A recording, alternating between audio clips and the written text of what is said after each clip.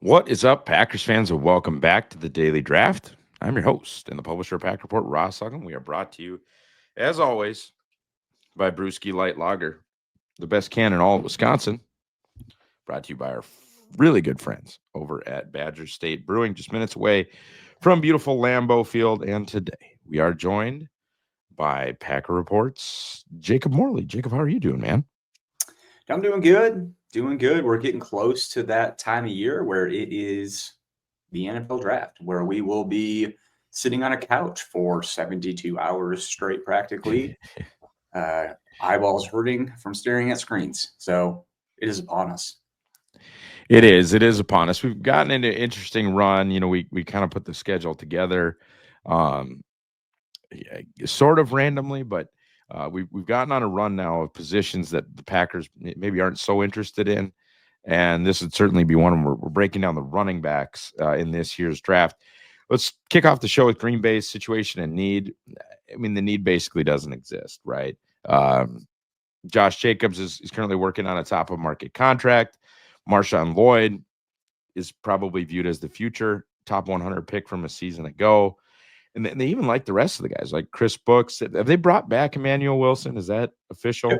Oh, Yeah. yeah. So Chris Brooks and Manny Wilson. I mean, I guess if you had we'll talk about it later, but they like their other options, and really you start talking about like the first 5 rounds and trying to take a running back.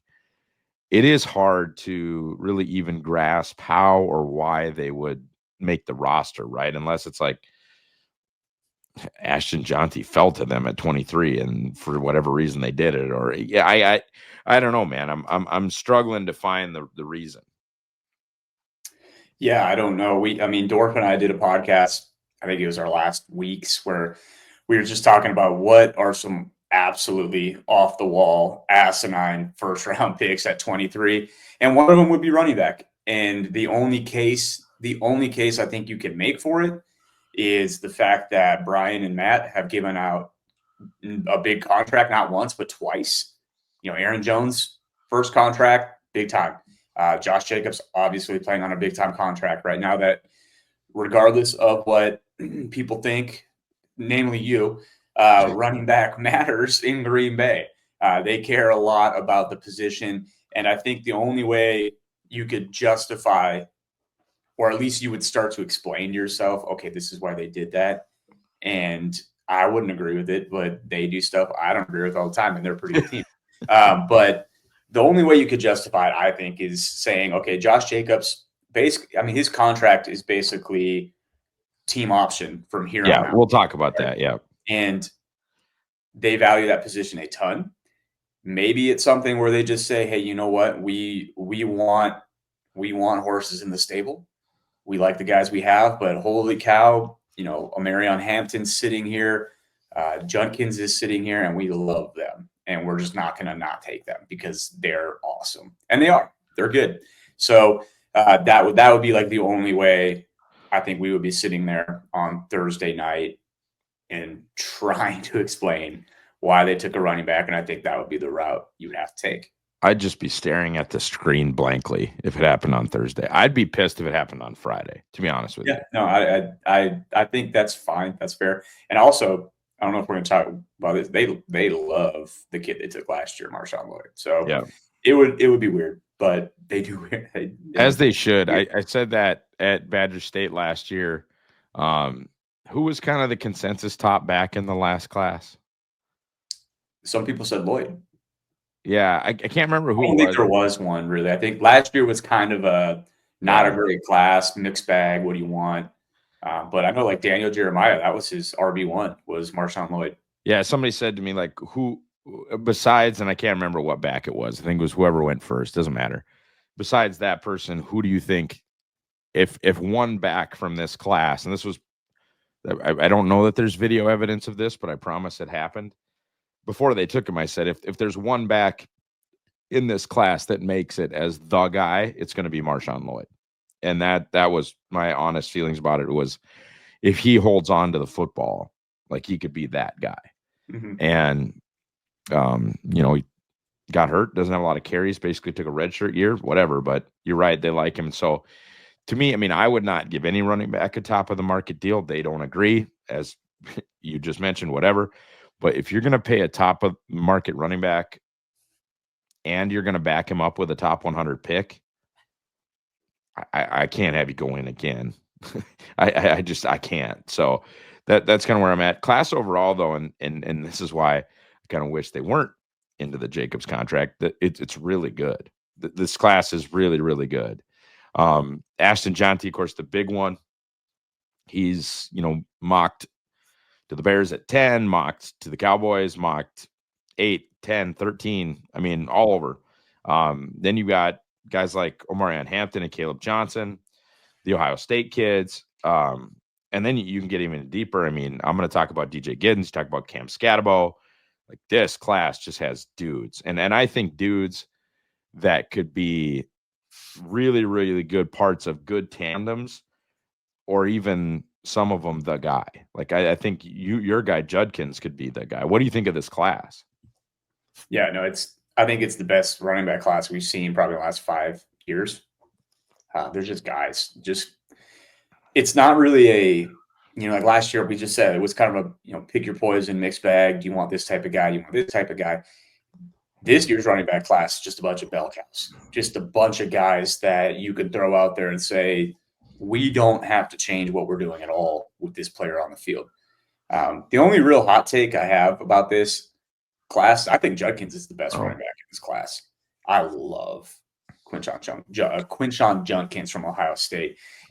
Janty, I think, is really good. I'm going to say something wild, but I'm not shocked if he's not like a Doug Martin type player in the NFL. Good player, really good player, but like a field tilting, game breaking running back.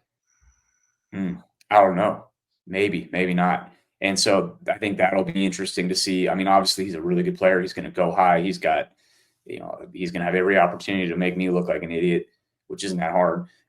And that's that. But I love the Judkins kid out of Ohio State. I think he's for my money, he is the most explosive athlete at the position in this year's class. He's big. He will run through you. He will run around you. He can catch out of the backfield. He's aggressive at pass protection. I just don't think there's anything that he can't do. I did say in the group chat that I didn't think Hampton was very good, and I was wrong. I had watched like a game of him, and so then I started watching more of him, and I was like, okay, he's a pretty good player. But it's this time of year, Ross, and we have our positions that we watch. Running back was yours. And it wasn't a high priority for me to watch this class until like a week ago, where I'm kind of at the point where it's like, oh, let's throw the film on for some of these top guys. And those are kind of my first impressions, but it's just such a good class, and it's really deep as well. If they are going to take a guy, there's going to be good players on day 3. And that's what would not shock me if they do at that point. I actually had corners. That's okay. You used to have running backs. I used to have running backs. You had a real position. That's right. I remember now. Yeah. I was like, I hate running backs. Why am I doing this? By the way, the answer to who the guy, it was Jonathan Brooks. Jonathan Brooks was the guy that everybody agreed, yes, he's coming off an injury, but that's a real lead back. And somebody asked, if it's not Jonathan Brooks, who could be him in this year's class? And I said Marshawn Lloyd, and then Green Bay took him. Brooks got hurt again, didn't he? He did. Yeah, it sucks because he's awesome. I mean, that legitimately sucks. I hate that. Yeah. You mentioned Quinshon Judkins, and then Travion Henderson, who is a really, really special player. This to me, I guess, with Green Bay not needing a running back, this is the most interesting part of, I guess, this conversation or this podcast, which would be what Green Bay likes in a running back, which, man, that to me is hard to like wrap my head around. I mean, AJ Dillon was by consensus, like a 3-round reach, but a super freak athlete. Aaron Jones was a really good athlete, but was slow by track standards. Mm-hmm. Jamal Williams wasn't a good athlete, just simply was not. Josh Jacobs is not a good athlete, but as we've said, like the pro personnel department and the college scouting department don't do the same things. It is hard. I mean, receiver, it seems like we have down to a science. You have to run this fast. You have to be this tall. You have to weigh this much. You have to be this productive in college. Like there are bing, boom, bing, like things that you check. Running backs, man, unless you have it down to more of a science than I do, is hard. No, and it's, the positions I feel like wide receiver, yeah, I think we've got it nailed. Edge, I think we've got a good grasp. Cornerback, I think we got a good grasp. Offensive line, I think we have a good grasp. But running back is interesting because it's such a feel, such a vibe, like vibes only. Yes. Like, you don't have to be. We've seen 100 guys come in that run a 4.6 that are awesome running backs. That you look at their testing numbers and you're just like, how is this guy this good? And it's a lot of it is contact balance, a lot of it is vision, a lot of it is patience, like how you are as a runner, and also what scheme are you playing in? What are you running behind? It's a lot of external factors that kind of contribute to the success of the position. But then also, like I said, some guys are just going to be good no matter how fast they are, no matter how big they are. Like Aaron Jones, not fast, not big, really, really good. Really Like he's a good. Packer Hall of Famer, Yep. So it's interesting. I would have said last year going into the class, like you look at Dillon, you look at Jones, Williams, some other guys that they've taken, like even like Lou Nichols, all had really, really good broad jumps. And so you're thinking, oh man, they value that, and they probably still do. But then they took Marshawn Lloyd last year, who had one of the worst broad jumps in the class. So we're still a really good athlete, but just didn't have that explosive jump. And maybe they have a different number than what we had. I don't know, Yeah. but it's just tough to gauge. And I think ultimately what they have been leaning towards, and what you always err with Brian, is athlete. Are they a good athlete? That's typically what they're going to do.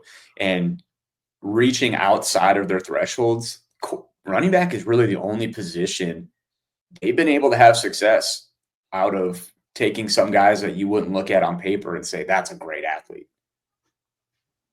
I agree. And I'm wondering too, like, if it isn't more of a building a room thing. I talk a lot about building a wide receiver room, like building a basketball team.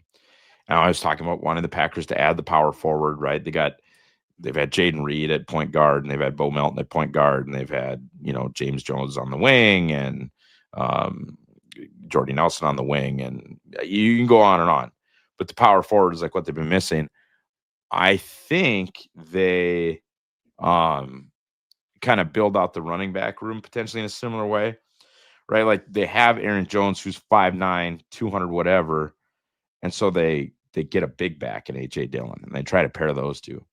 Well, they sign a big back in Jacobs, or at least a tough back between, he is what you would, and then they go, okay, let's get a speed back then to pair with him in Marshawn Lloyd. So I wonder if there isn't more roster building to that too, where it isn't just, okay, we have these running backs ranked in a vacuum 1 through 8.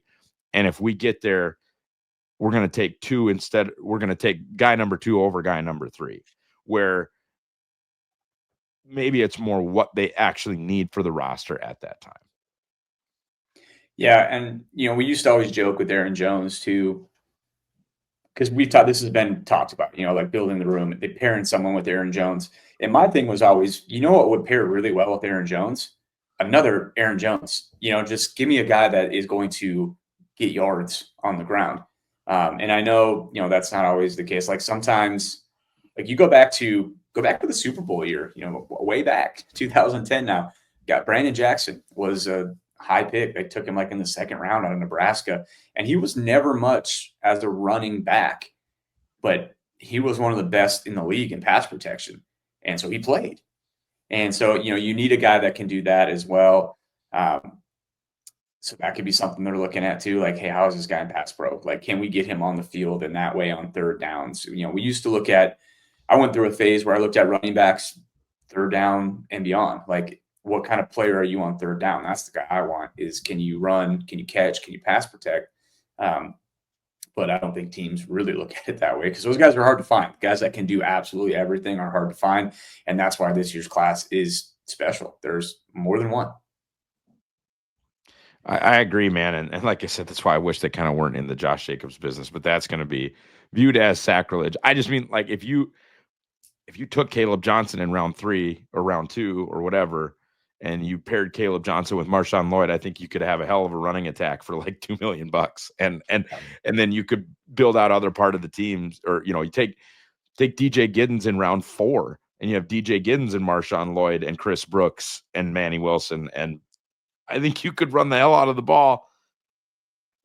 People don't realize Josh Jacobs had the lowest yards per carry on the team last year. Jacobs is great, like whatever, but it's just not how I would build a football team. And they don't agree. And there you are. Hey, Jake, why should people buy the draft guide? The draft guide that comes out on April 8th.